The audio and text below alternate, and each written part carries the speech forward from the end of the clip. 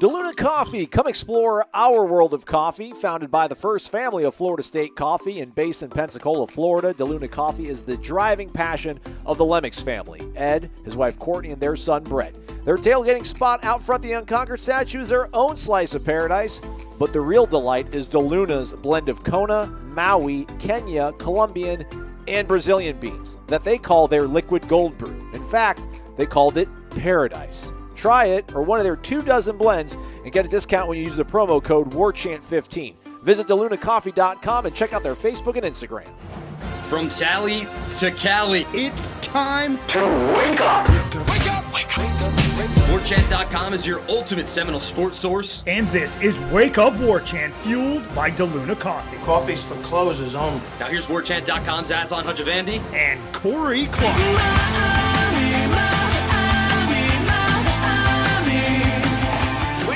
It's Miami week. It's Wake Up Warchant. It's fueled by DeLuna Coffee. DeLunaCoffee.com. Come explore our world of coffee.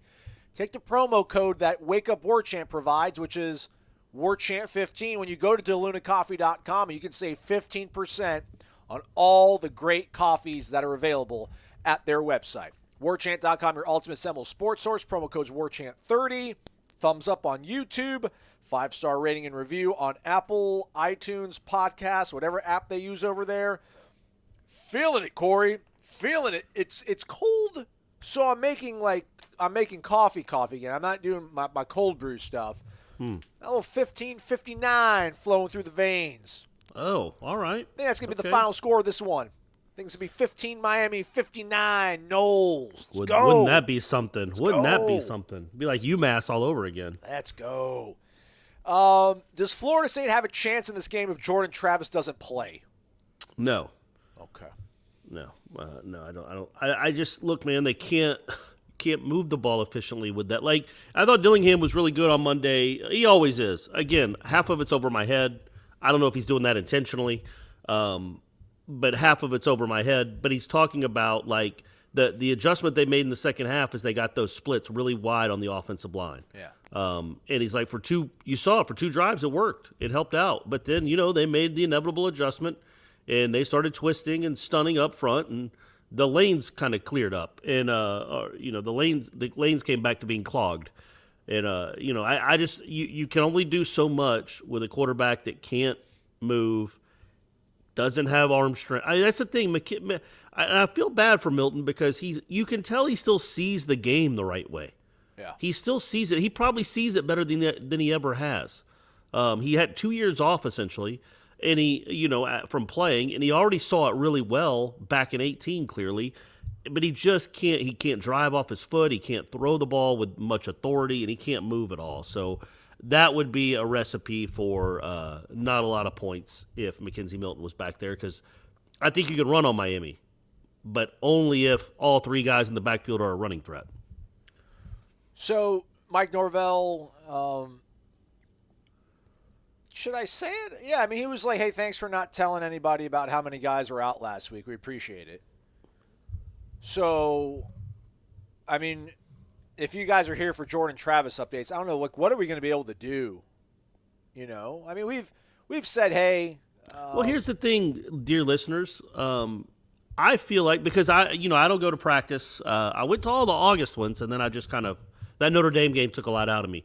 But if you hear that he's at practice, like I feel like the updates would say, oh, yeah, Jordan Travis did this. He looked good in this, or whatever the updates might say, or you might talk about it. And if you don't hear us talking about seeing Jordan Travis at practice, then you can deduce what you will without us having to say Jordan Travis wasn't at practice. Yeah. That makes sense, right? What kind of concerns me, I didn't even think about this. I was like, all right, he'll be back. It's okay. But, I mean, if he has influenza, like if this is really like a true influenza A outbreak, man. Like he's on the Oregon Trail in the 1830s or something. Yeah, and dysentery is about to maybe even creep its way into his immune system. Yeah, why not with Jordan Travis? That's next. Well, I was going to say, man, like, his bones aren't as dense as you would hope. His immune system isn't as resilient as you would hope. If somebody were to say that the Florida State bus got rear-ended on the way to Doak from the hotel in Georgia and 4 players got dinged up, what are the odds that it's Jordan Travis, one of the 4 guys, right? Just unfortunately, he's the straw that's stirring this drink right now. But there's a legitimate chance if he does have the flu, and Norvell, again, doesn't like being specific about injuries. I did like his overall demeanor at the press conference on Monday. Maybe we'll dip back into that here in a minute. But there's a legitimate possibility if he has the flu, if he has influenza A, and he had it, and Norvell did say he was really struggling with it last week, man, there's no guarantee that he's going to be fine today, tomorrow, Thursday. And I don't know at what point, and listen, and another thing too, and this may be just fatalist thinking, but people on Warchant are saying this. I'm like, that's actually not a bad it is a bad thought, but it's accurate.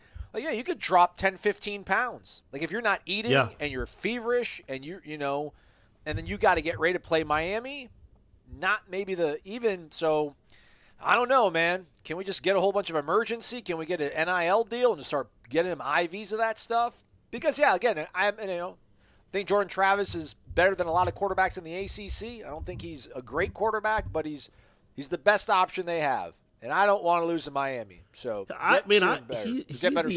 he's the only option they have, to win a game. Again, Tate Rodemaker can't beat out this Mackenzie Milton. So he can't get on the field, even when Mackenzie Milton, who can't move, who's playing on one leg, puts up 0 points in a half. Tate Rodemaker's not, they don't even think about going to him. So that tells you where Tate Rodemaker is in their eyes. And then we saw what Milton is. And we've seen what Milton is all year, and then the other guy's not here. So, yeah, man, that Jordan Travis is the only way right now that they can compete against decent teams, against bowl teams. He's the only chance they got. Next year that needs to change. You hope it does change. But right now that's where you are. So, yeah, that's the watch is and you're right, even if he comes back on Wednesday, well, how much weight did he lose? How much strength did he lose? Because that thing saps you, man. If you get the wrong kind of it, it can really sap you. So, hopefully he'll be out there later on today, Aslan. When people are listening to this, Jordan Travis is out there zinging passes around and looking good and looking spry, running around. Yeah. But that is he is the most – quarterbacks always are. It's almost like – although it didn't really play out this weekend in a couple of games, I don't think, but specifically the Arizona 49ers game. But the drop-off between an NFL starting quarterback and his backup, that's what this feels like. If Jameis Winston goes down, and this isn't a good example either because Simeon actually beat the Bucs, but with the help of a pick six, but or Brady goes down or Matt Ryan goes down, the drop-off between – the guy that you have at the top and the dude you just have there for depth is enormous. And, that's kind of what this feels like. I don't see how you put up – you have it. Mackenzie Milton's played 4 games, the majority of 4 games, including one against an FCS team. The most he's put up, I think, is 23. I know he's only – I think in 2 touchdowns is the most he's scored leading the offense in any of the 4 games that he's played the majority of the snaps in. So, no – and you're not going to beat Miami with 14 to 20 points. It ain't happening. What is the antithesis of a battle rap? Because whatever that is, I want it to be done between you and Kenny about how sort of bullish you guys are on Jordan Travis. I love it. I love it, man. Oh, when we're together, like a tandem rap. Yeah, but you guys just going back and forth. Here comes Dilly. Tell him what's up, Dilly. I could be the hype man. Okay, I see what you're doing. Jordan's the man, highest QBR in the land versus Clemson, and then you come back and you just talk about always scores 30, never let me down, Jordan Travis. He ain't no clown. Are you write these? Are these in front of you? No, but I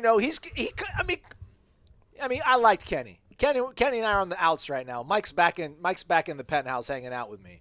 Oh. Kenny, he'll be so relieved. I know, right? I couldn't find a way to properly ask it, but I get the Clemson thing. I get it. That's a really good defense. It's a really good coordinator. I really would have liked to see Jordan play against NC State because they're kind of a step down talent-wise. But still very good. Yes. But still a good defense, yeah. Yeah, because, again, to get a really good feel for how legitimate, how much of a path forward this is for 2022, maybe 2023, and how much you would have learned about him because – he got a pass, by and large, from Kenny, it sounded like, after the Clemson game because just Clemson's talented.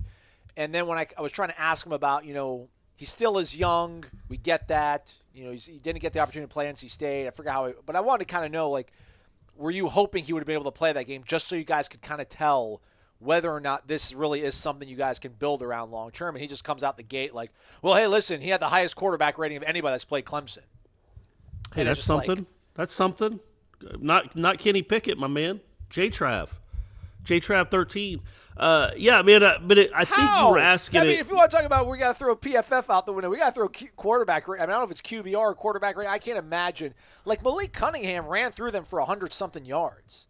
Yeah, he didn't throw the ball all that well, but neither did Jordan. I can't. Well, I think QB rating takes mostly into account what you do with your arm, and Jordan threw for whatever he was. I think it was like 13 of 20, 14 of 21 for. I mean, it was over 200 until that ill-fated final play. So. I think that's, I guess, where the QB rating comes from. I certainly didn't think he was anything incredible, but nobody is against that defense. But yeah, I think your question was going to be, and I get it. It was a missed opportunity to see what this guy is against a good but not elite defense. Yeah. You didn't get a chance. Now, you've gotten to see him twice against Notre Dame, and he put up 26 and 28. I'll just give him the 28. I won't give him the touchdown that he drove them half off the goal line. We'll give that to McKenzie, but he scored 28 against Notre Dame, 26 against Notre Dame, and then 30 against everybody else except Clemson, where they really did bottle him up. But I was interested, like we talked about all week, is like what was NC State going to do from that blueprint to try to stop Travis, and we didn't have to find out because he did not play. But you got 3 more games, hopefully, crossing your fingers.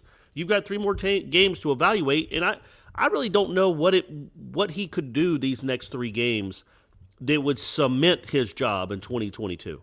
I don't think anything is cemented. I don't think anything. I mean, look, if he goes into Florida, if he goes 3-0, which is a possibility, it's not a probability, but it's a possibility, and I guess they average 35, 38 points per game. Yeah, I guess that would make you feel good. But again, how many times this year has Jordan Travis not been able to play?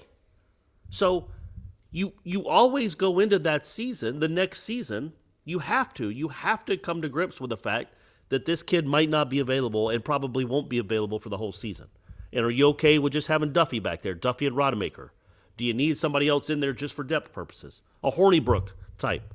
Like, it's going to be interesting to see if they feel like going through the portal again, even if Travis has a good final 3 games. And if he doesn't, then you definitely are going to be looking for something in the portal for competition, if nothing else. Because you can't assume that A.J. Duffy's going to come in and be the dude right away. Crypto this, Bitcoin that. You cannot escape the ubiquitous nature that is cryptocurrencies right now when it comes to investing your money. You're probably curious how it all works, how you can get started. There's got to be somebody out there that you can give some money to and then get you started on the right path. But that's like a middleman. You got to give them fees and stuff. Power's in your hands. Power is at kraken.com/warchant. Search Kraken in the App Store, Kraken. With Kraken, you can buy and sell over 50 of the most popular cryptos like Bitcoin, like Dogecoin, like Ethereum, all on the go every single minute of every single day right there on your phone. It's so easy to get started. Just download the app, create your account, bing, bang, boom. It's really quick. And you can invest in minutes. And again, man, Bitcoin right now, like a whole coin is, I think it's over $60,000 still. I mean, we ain't got that kind of money. Come on. But you can get started on Kraken with as little as $10, and you can climb. You can climb with as little as $10. Find out for yourself why Kraken has been one of the highest rated places to buy crypto for the last 10 years. Again, visit kraken.com/warchant or search Kraken in the App Store. All right, then, Corey, this is the weird thing. That, I mean, you said he could cement if he goes 3-0. And this, again, comes to a lot of my sort of angst, frustration with everything, is that there's, like, I just want this moment. Like, I want this one game. I want this one drive. I want this one moment where we'll just know. I want this, like, epiphany. I want this epiphanatical. Is that even a word? It's probably not a word. But, like, this, even the Miami game won't be that, right? Because the Florida game looms. So if you get right by Florida. So I wonder, as important of a game as this is, man, it's important because even Iris said it was important in the wrap. Because you need good stuff to happen at this time of year. So what are we hoping for other than a win? How much are we really going to be able to judge future trajectory on this game? I mean, it would be nice to start stacking some W's together. It'd be nice to get a W, but man, I don't know. I think it's been said. I've said it. You know it. You've said it. Like, I think the trajectory is upward, but it's maybe not at the angle that anybody wants. I do think it's getting better, but it's like the that dude on The Price is Right in that game, the yodeler. Oh yeah. Like he's going up a little bit at a time. He's not going up, 40 different. I can't remember how that game worked. It's been a minute, everyone. I was a Bob Barker guy. Yeah, but it's not going nearly as fast up that cliff as we want, or probably not even at that steep incline that you want right now. But they are getting better. So I don't know, man. If you finish 4-8, if they play these last 3 games like they played kind of every game since the second half of Louisville, I'll feel decent about them. It's hard to say you'd feel good. I don't care if they win or lose. If they're in those games in the fourth quarter, You care if they win or lose? I care if they win. If they lose, it doesn't mean that it's a wash. It doesn't mean that this coaching staff can't get it done and these players are failures. Why do they get this weird grading scale then, to where we're like? I understand. I'm not trying to be difficult. I mean, I think it's just because of how bad last year was, man, and how bad they were. I mean, they lost to Jacksonville State. This was the worst program in the country. Like, this team for sure is better than last year. Absolutely. No one can argue otherwise. This team is absolutely, undoubtedly better than last year. And you're bringing in the recruiting class you're bringing in right now. For now. That helps too, right? That helps too. That's the thing when people are going to want to compare Mike and Willie. Willie didn't have that in his back pocket. Yes. That recruiting class, there was nothing there to be excited about. Is this team significantly better than 2019? And that's because I understand, like, if we're going to judge Norvell based on what he did last year, I get it. I mean, like, that trajectory, yes, totally moving in the right angle. Like, we're at like a 45-degree angle. Like, we're shooting good. Like, if you look at 19, like, listen, none of us felt great about 19. The coach got fired. Nobody was sad about that. There is a level of I think it's similar, right? Like, if you go back and look at that 19 team, there were a lot of close losses. There was one, I think, again, Clemson beat the bejesus out of them, but I think that was it. Clemson and Florida, right? Yes. Were the only 2 teams that just beat the tar out of them, and they were the 2 best teams they played, I think. But all those other losses, like at Wake, the Boise game, the Virginia game, they were in those games, which was a step from what they had looked like the year before. But then you had in the Miami game, man, they were completely non-competitive in that game in the second half. Like, didn't have any chance to move the ball at all. He also hadn't recruited a quarterback in 2 years. So there was nothing coming down the pipeline that you felt great about. You had James Blackman and Howell, and then Howell bounces. So you had nothing. Except Jordan Travis, who I don't even know if it's somebody. Clearly, it wasn't even somebody Willie wanted. Well, no, Willie never played him. No, because Howell was a 19 prospect. So yeah, even that 19 season, Howell was already at North Carolina doing well. Yeah, so they had the Jeff Sims kid committed. Yes. Yeah, and you see that guy. Like, okay, he can move, he can run. At least he's there. Chubba's not here. Well, right, but he's. I wouldn't. Jeff Sims hasn't done anything at all to impress me. So I think the program is in a better place. I know you roll your eyes at this, but it's in a better place culturally. It's in a better place culturally. Result by result, no. It's the same. It's a team that loses more close games than it wins, which is what this team is. But, that's the trajectory this thing is on. It was awful in 18 because, remember, those losses were just ridiculous. Yes. 19, too many losses, but they were closer. And then 20, it fell into a crater because you brought in a whole new coaching staff and you had this little pandemic thing. And it fell into a crater. And again, I just think that was the worst team of our lifetimes in Florida State history. It almost did a disservice to them to play the Duke game. And it did a disservice to them to pull off the North Carolina game. Like, they literally, Aslan, and you know it, were close to being winless. Yes. I mean, they were not close in those games. So that's why I think the growth has been more from 20 to 21 than it was from 18 to 19. And I like that some of the young guys can play. I just like the continuity of the coaching staff. I think they're going in the right direction, but are they going at the speed of a cheetah? No. Is it a sloth? I don't think that either. I think it's somewhere in the middle, probably closer to a sloth than a cheetah, but I do think it's going in the right direction. And it's like, I mean, it's almost like what good is it to talk about it? You do know they're getting better, and we're all frustrated that their record is their record. But he's going to be here next year, clearly. Right. Clearly. Yeah. So with that in mind, it's just a matter of, okay, how much more can you prove to us? How much more can you show us in these next 3 games? And I used to always make fun of Jimbo when he would say it, but it's the darn truth, man. The process matters more than the results right now. It just does. Because if you just get hung up on the fact that this team is 3-6 and last year's team is 3-6, so there's been no improvement at all, then you don't watch the games and have eyes. Correct. So that's all. But it's not improving like, I think people will hear like, especially me and Ira and Jeff probably, come off as these apologists. Headline's going to be crazy later today, man. You guys are all on the same page. Like what makes you guys great is that there's a little bit of but yeah, you guys are very unified front. Except for that 4th and 4 play. The 4th and 4 decision. There'll be some fireworks there about that play that really didn't matter at all in the grand scheme of things. But I think it comes off as us being apologetic, but it's like I think you've got to be realist and realize how far down this team was last year, and it just it does no good to what do you want to do? Hire another coach and blow up that recruiting class and have another 2020 because all these dudes are leaving. Everybody that you've recruited is probably done. I mean, because it ain't like you're going to go get Saban or Dabo. You're going to have to get another guy from another mid-level conference that's won but has probably not a ton of connections in Florida. Has never been a big boy head coach at in a Power 5 school, and then what? You got to pray that he can make the adjustment. I mean, I think you're seeing enough to know that they're going in the right direction. Hopefully, next year is when they expedite the darn thing and get to 7 or 8 wins. If Travis Hunter would stay put, and you could get Lane Kiffin, and he brought Luke Altmaier with him, would you do that? I would. I know you wouldn't. That's what makes our show great. We don't agree on everything. We don't agree on anything, really. That's what makes that's the one thing that I do have a bit of a problem with this staff is that I see all around the country, and I love the culture that's been laid. I wrote it in my column. I really do enjoy watching this team. I know they're ugly at times, not ugly like facially. It's ugly to watch. Good looking group of kids. Yes. Good looking group of guys. Good job, Mom and Dad. Yeah, well done.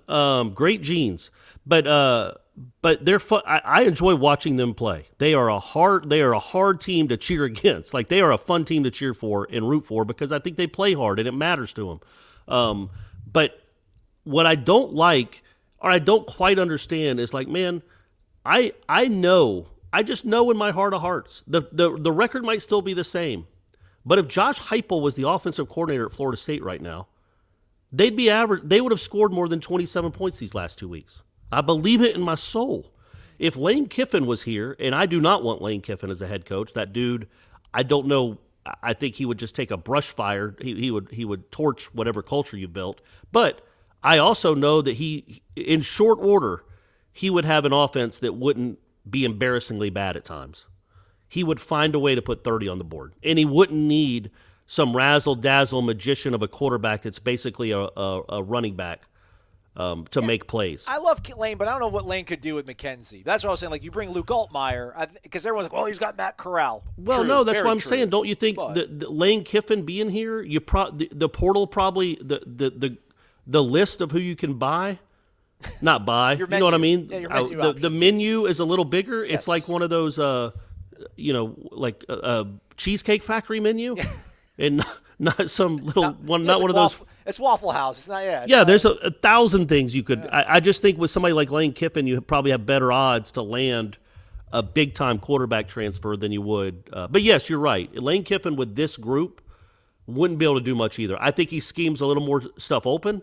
I think his history is there, but he's also Lane Kiffin, man, and that's a headache. But I have not been overly impressed with what they have done offensively in these year and a half. If we want to call last year 0, year and a half, year 1, whatever you want to call it, because I just wonder they couldn't get Purdy ready. Purdy was their guy, and they couldn't get him ready to beat out a one-legged 23-year-old quarterback. They can't throw. He got better though. Chuba Purdy got better. He would tell you that much. He would tell you that much. I think there's legitimate reason to gripe at what the offensive coaching staff has done because they've been here now. Again, we all know the headaches they had last year, but they've been here now for 18 games, in that offense on Saturday, again with that quarterback, but why is he your quarterback? Like, you can't just say, well, he had Mackenzie Milton, what else could he do? Why isn't Tate Rodemaker better? And if Tate Rodemaker can't play, what's he doing on the roster? Did he keep another quarterback from coming because you had these 4 guys? Did somebody else want to transfer last year, but you took Milton instead? So these are decisions, evaluation decisions, that you kind of wonder about, but I'm certainly not giving up on them. But they also don't get a complete pass, because we just don't have players. It's like, all right, well, it's part of your job to go get players and get them ready. Why isn't Portier any better? Why isn't Williamson any better? Why don't they play at all? Why is Jordan Young out there in a big moment if he's going to just keep dominated by a cornerback on a rub route?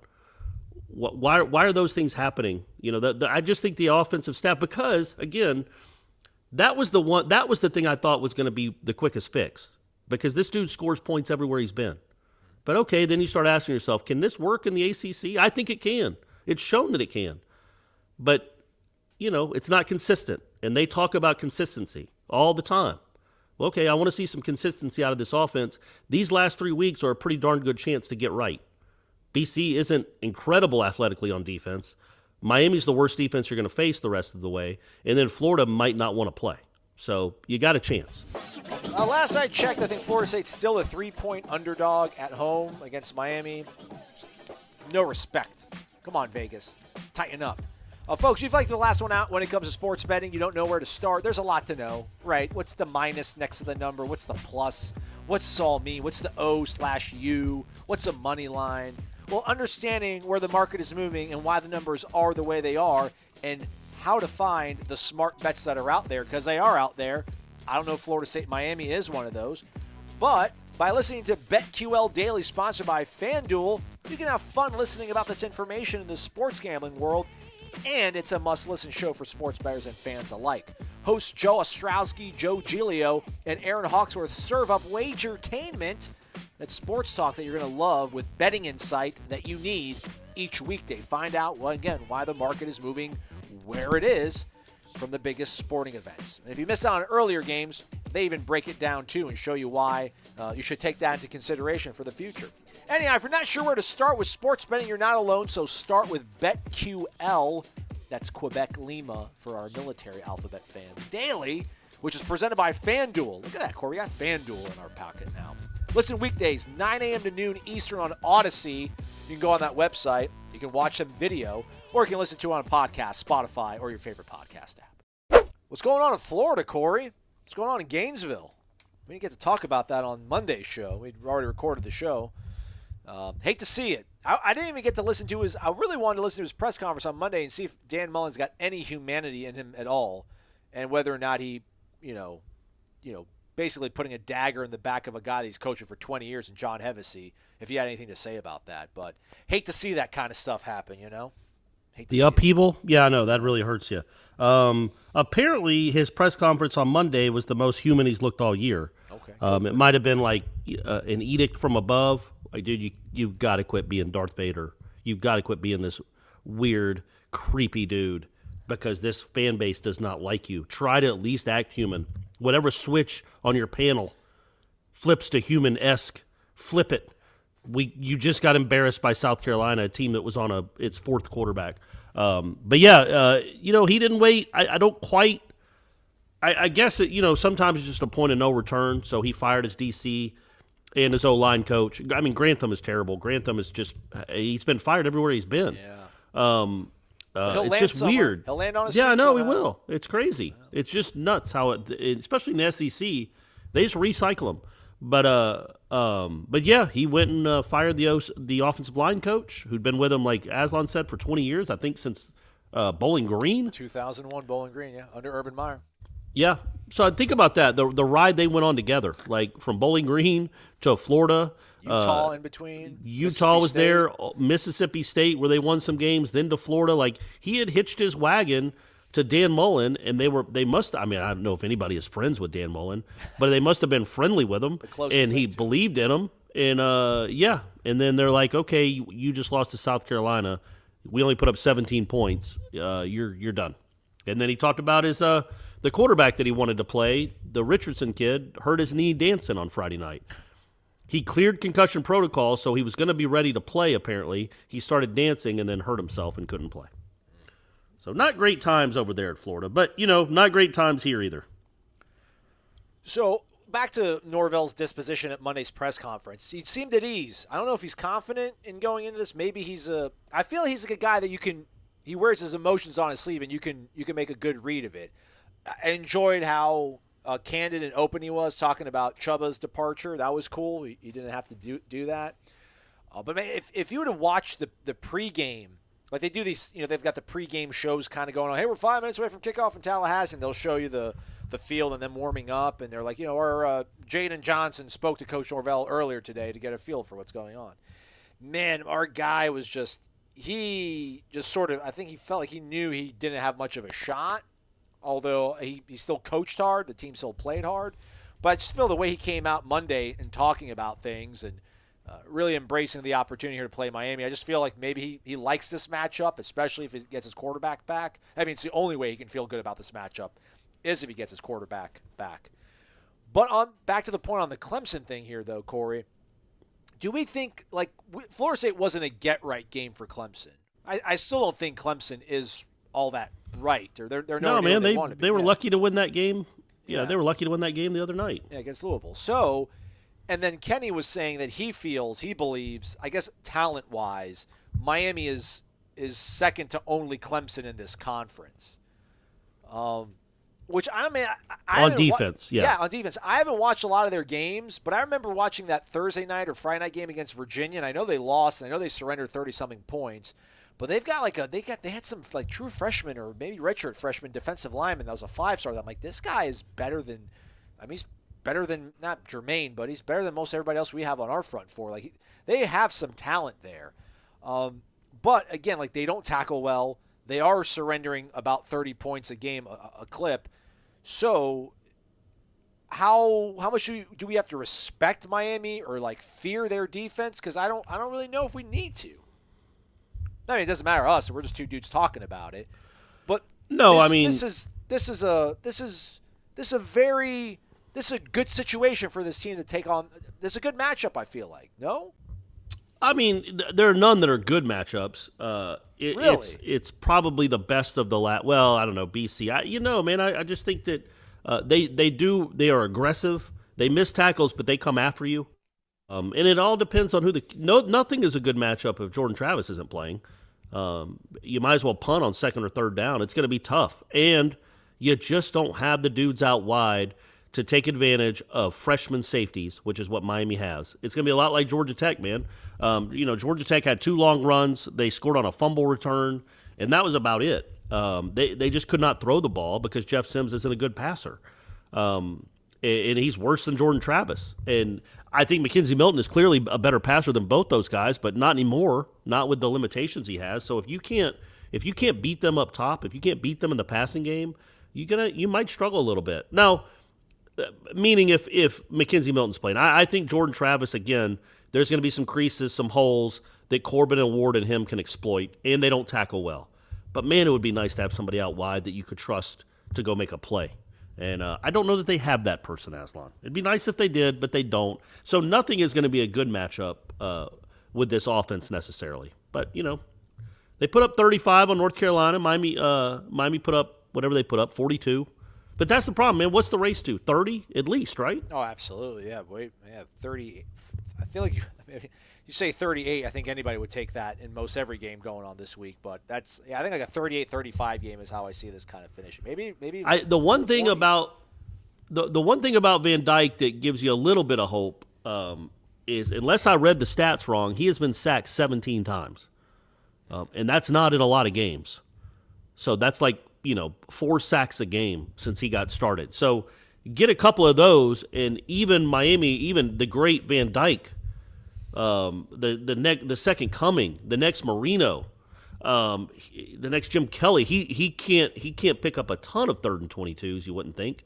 So yeah, that is good news that he does hold on to the ball a little bit long because he's always trying to make plays downfield. He's looking downfield. He's a big kid, but if you can get him on the ground, you got a chance. And you should be able to get him on the ground. He gets sacked a good bit. So that's your hope. Yeah. We shall see, though. Just feels like I like Florida State, the Jordan Travis element against that Miami defense. Just because I do feel they do play so aggressive, that's going to open up things, and he's been shown the ability to, if you're going to give him a little bit of room, he's able to scoot through it quite quickly. But I don't still feel a little apprehensive about Florida State's secondary matching up against Miami's pass game. But hey, that front four, just rush them, right? That's simple as that. If you can get pressure with 3 or 4 guys, like Kenny says, really affects an offense. So, Keir Thomas, this is his game, Corey, right? Yeah. Wait for this moment. Am I allowed to challenge a fan base at all? Like, and the reason I bring this up is because I was watching, and I get it, man. I would never shame anyone for not going to a game, especially the kind of money some people have to spend because of the ridiculous, stupid hotel prices in this town. But I was watching the South Carolina-Florida game, and South Carolina was 4-4 going into that game, so much like 3-5, playing not a top 20 team. And they had just lost 44-14 the week before. And they had 71,000 people at that game. It was a legitimate home atmosphere. I mean, they announced 50 at Doak on Saturday, but it wasn't 50. And this is Florida State, Miami. Like, I know Florida State fans make fun of Miami fans all the time, and with good reason, because they only show up once every 2 years. But, man, I don't know what maybe, and this isn't maybe not even an attack on the fans as much as the administration. Figure out something to do with these tickets. Give them away. Give them to local kids groups because they'll make noise. Heaven knows, kids, 9-year-olds are going to be screaming the top of their lungs. Do something to fill up the place, man, because this is a big game. It is a big game for Norvell. It was a big game for Taggart 2 years ago. Didn't work out for him, but it's like, man. I guess that's where the disconnect is between me and maybe the rest of the fans. I also get that they're over it, and it's their money. It's not my money. As I always say, I get paid to go to these games. These people have to pay sometimes exorbitant amounts of money just to find a place to stay overnight. But, I like this team. I don't think they're any good. They're not very talented, but they play hard. And it would be cool if they had a real home atmosphere. I know it won't be like Notre Dame. I get it. And there are repercussions for losing 3 out of your first 9 games. But it's a big game and it's a rivalry game. And why would South Carolina fans show up like that? What has that program ever done for them in their lives? It's given them nothing but heartache and pain. Anybody that was in that stadium that was over 40 has never seen diddly poo. Oh, you remember that Clowney play in the bowl game? That was our highlight of our lives. I mean, it's done nothing for them. This program has been good to Florida State fans, by and large. They've done some things. You've had a lot of fun Saturdays because of this program. That really struck me as to why in the world are there so many South Carolina fans at that game. 71,000. And Florida State, who has a similar record, playing a better opponent in a more important game, had 20,000 less than that. So hopefully there'll be more people there this week. First-year coach, right? I think it's Shane Beamer's first year out there in Columbia, so they're still excited. Still Florida, I mean, I think that's the problem too. Is that no Florida State fan, and I'm with you guys. I get it. NC State's never going to be a big game. It's never going to feel like a big game, not unless Phillip Rivers is the quarterback. It's just not. So I get it. Like Florida's always going to feel like a big game to anyone because it is a big program. NC State's NC State. How many people did NC State bring on that? They could have packed Doak. How many people did they bring? 11, 40? Like it was ridiculous. Jacksonville State brought a lot more. UMass brought as many as NC State did, and they're top 20 in the country. So, yeah, it'd be nice if these were actual football schools, but they're not. They don't travel because they don't care enough about it. Yeah. That Virginia game in 2004, like we did a good job getting up for it. It was Virginia, and it's but they were top 10, right? But it's Virginia. Like come on. But yeah, we got ourselves right as fans. We all showed up and. Yeah, we still. Well, do it again, guys. This is the last game. It's senior day for Andrew Parchment. But legitimately, it is senior day for and hey, Parchment plays a little bit better with old McKenzie because they got to use him more on the outside. And he had a nice enough game on Saturday. But Jermaine Johnson, Keir Thomas, DLT, right? Yes. Emmett Rice probably. I know he's probably not going to play or he's not going to play, but it's their senior days and it's Miami. Big Baby. Did you say Big Baby? Big Baby. Yeah, Big Baby's been here for 6 years. It's get out there and support they play hard, man. I know they don't represent the garnet and gold like you want them to with wins and losses, but they do. Me and Tom Lang were talking about it. It's one of the more likable teams I've covered because they do play hard every snap. They're not talented, but man, they play hard.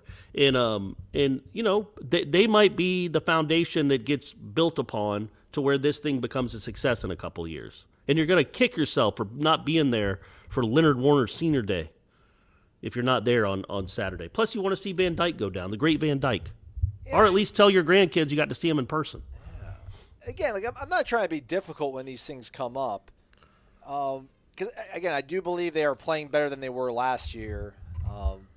But to say they play hard, I thought Florida State played hard against Virginia in 2019. I thought they were going to roll over in that game, but they played hard. They lost, though. Do you see like a spirit in them that I'm not seeing? I'm not saying they play soft by any means, but they're in games. They stay in these games. I know I said yesterday they weren't competitive against NC State. I kind of misspoke. It just that fourth quarter, nothing happened. They've had opportunities. Again, they've had opportunities in the Notre Dame game, Clemson game, NC State game. They've had opportunities, Jacksonville State game, to put the other team away, and they've found weird, different, varying degrees of not playing well when it matters most. So that shouldn't throw the baby out with the bathwater, though. But, I don't know. I felt like – I don't know who played defense. J-Rob played hard, I feel like. He was trying. Yeah, he was. He tried his best. How's he doing? Is he playing, by the way? Or did he get hurt? He got hurt. I think he got put on IR super early in the season. So did Cam Irving just went on IR. I don't know what's going on with Kando. Man, the Chiefs. What happened to the Chiefs? That's terrible. Yeah, man. Mahomes plays like he's concussed. Legitimately. I don't know if he's taking a hit in practice or another game, but he doesn't look anything close to the dude he's looked like his whole career. He's been awful. They're awful. Yeah, it's odd. It's odd. But hey, the Falcons won. That's all that matters. And look, I'm not shaming anyone for not going. But I grew up with this fan base. I know how special it can be. It kind of is a little bit painful that for whatever reason, South Carolina has 20 more thousand people at their game, which isn't as important as Florida State did. I don't understand it. I don't understand. Maybe it's an administration thing. Maybe the ticket prices are too high. It might all go to hotels. Well, it's not that. The tickets were one of the lowest prices. Yeah, so it's what's going on? Are you I don't know. I don't know. I don't even know why I'm bringing it up. It's just it was something that I noticed Saturday night watching that Florida game. Seminole Boosters president, Michael Alford spoke to the reporters before Norvell's press conference on Monday. You asked him how many.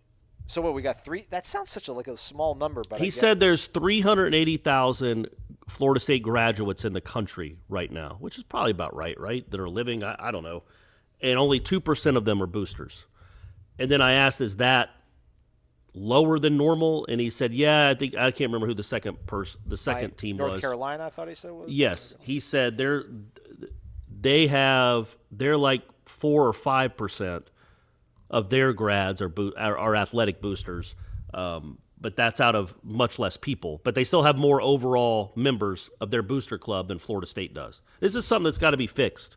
How are there more Florida State alums than North Carolina alums? I think it's you get 30. I think that North Carolina probably maybe has an enrollment of 20, 21, and you have an enrollment of 40. Yeah. So you're doubling them up every year. Wake Forest, there's probably only 11,000 alums in the world. They're not graduating anyone at that school. So yeah, he said I think they have the sixth most. I'm not even. I can't forget what I can't remember what the stat was. But anyway, it's something that as this program ascends, that has to ascend with it. And yeah, man, if you're a great fan base, you show up. Well, I don't want to say that. You got to. I don't think many people think Norvell should be fired. So that's where that's what my disconnect is. If you think he's doing a serviceable job, and you love your program, and it's Miami week, and FFM, right? I got that right. Correct. I would think you're going to try to be in town. We got the happy hour on Friday night. Just come for that. And just go tailgate. But yeah, it was very noticeable, the difference. By the way, so FSU soccer, Aslan, I just looked it up. They're the number 1 overall national seed. Let's go. That was announced Monday afternoon. Let's go, they open up. I do not know the dates. the dates, but they play South Alabama in the opener, and all games are home until the College Cup. They play South Alabama, and then after that, the winner of SMU, Texas. And then out of the 4 number 1 seeds overall, Aslan, 3 are from the ACC. It just means more something. That's right. That's right. Did you see Nebraska? You see Trev Alberts give vote of confidence to Scott Frost, like a real vote of confidence, like a graphic and everything. Yes, and then Scott Frost announced a couple hours later that 4 of his coaches were fired. Oh, really? Yeah. Oh, okay. So there's your vote of confidence. You could stay, but is that going to happen here? Maybe next year, if it's another slog, really? 5-7, 6-6. I don't want to wait, man. If it's 5-7, 6-6. People are saying 2023 now. Yeah, man. What do you see from this team now that you're thinking, yeah, that's a 9-win team next year? Nothing. They're going to lose all their good guys too. I just understand, like, how much runway does a guy get? Like, I mean, 2 wins against North Carolina. It gets you like 4 years to figure it out. It's bizarre. Well, but see what it looks like, man. Let's see what 2022 looks like before we have that conversation. I mean, there have been bigger surprises than Florida State, hitting some home runs in the portal in December and then having a 7 or 8 win team next year. Well, it's less about this Travis Hunter class. Isn't it more about these guys from 2020 that, again, man, it was not an ideal situation putting that class together, being hired in December. But those guys are more important than Travis Hunter and Sam McCall. Those guys are 21 years old. They are physically. They need to be ready. Like Robert Scott needs to take a huge step next year. Like Sidney Williams needs to take a huge step next year. If those guys don't, I mean, yes, correct. But you got to get most of this class in school. Yes. I mean, that's priority number 1 is making sure they're all coming. And yeah, man, again, they had 2 weeks to recruit after Willie, and Willie cratered them. Jimbo started it, Willie cratered it, and then their only year that they were here was a stupid COVID year. So I know it sucks. And then they had to recruit off a 3-6 season. Yeah, you know what I mean? But a 3-6 COVID season, which again could have been 0-9. Now I think, again, you have a little more evidence that this program is going in the right direction. Records or not. If kids have a little bit of nuance and see, if they look at my man Femrau, that's all you got to do is just get these guys subscriptions to Femrau. Okay. All the recruits Femrau, and then you don't have to do any more recruiting. They'll be like, yeah, look at this. They've gone up 30 spots. This team's on the rise. Next year they're going to be in the top 30. So there you go. There's my plan. Seminole Headlines airs 1 to 3 p.m. live on Warchant TV. That's our YouTube channel that you should be subscribed to. Also 93.3 FM here in Tallahassee. Practice starts around 9 in the morning. Check warchant.com. Austin Cox, Irish O'Fell will be on site live from the jump, giving you some updates. I don't know if they're explicitly going to say Jordan's here, but if Jordan makes a good play in practice, they'll say Jordan Travis just threw a nice ball to somebody, and then you'll know what's going on. So stay connected to warchant.com. He's Corey Amazon. Thank you for listening to Wake Up Warchant, fueled by DeLuna Coffee. Come explore our world of coffee. DeLuna Coffee features over 24 different blends. DeLuna's unique roasts can be delivered ground finely for drip coffee makers, coarse for the craft crowd, untouched as a whole bean, or even in convenient K-cups. Founded in 2014 by the Lemmix family, Ed and Brett are FSU alums and boosters who are extending a special offer to all listeners. Use the promo code WARCHANT15 for a 15% discount. Visit DeLunaCoffee.com and check out their Facebook and Instagram.